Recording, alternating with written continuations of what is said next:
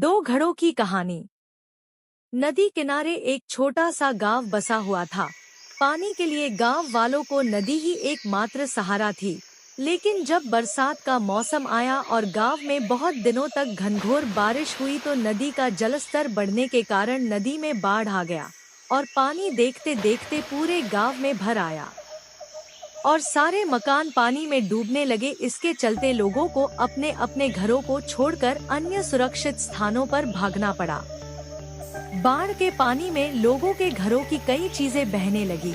उनमें दो घड़े भी थे।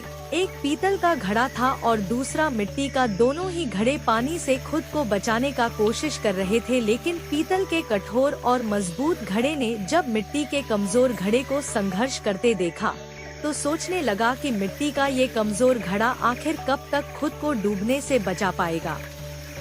मुझे इसकी सहायता करनी चाहिए। उसने मिट्टी के घड़े से कहा, मित्र सुनो, तुम मिट्टी के बने हुए हो और बहुत कमजोर हो।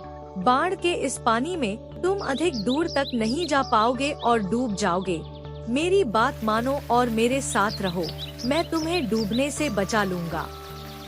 मिट्टी के घड़े ने पीतल के घड़े को देखा और उत्तर दिया, मित्र तुम्हारी सहायता के प्रस्ताव के लिए धन्यवाद, लेकिन मेरा तुम्हारे आसपास रहना मेरे के लिए उचित नहीं है।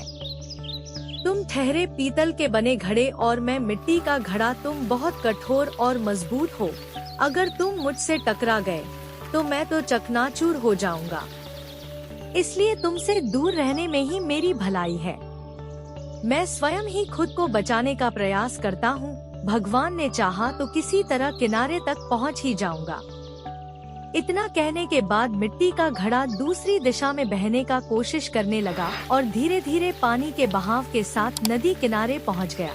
वहीं दूसरी ओर पीतल का भारी घड़ा भी कोशिश करता रहा, लेकिन नदी के पानी के तेज बहाव में खुद को संभाल नहीं पाया। उसमें पानी भर गया और वह डूब गया। इस कहानी से हमें यह सीख मिलती है कि विपरीत गुणों की अपेक्षा एक समान गुण वाले अच्छी मित्रता कायम कर पाते हैं। पूरा कहानी सुनने के लिए धन्यवाद।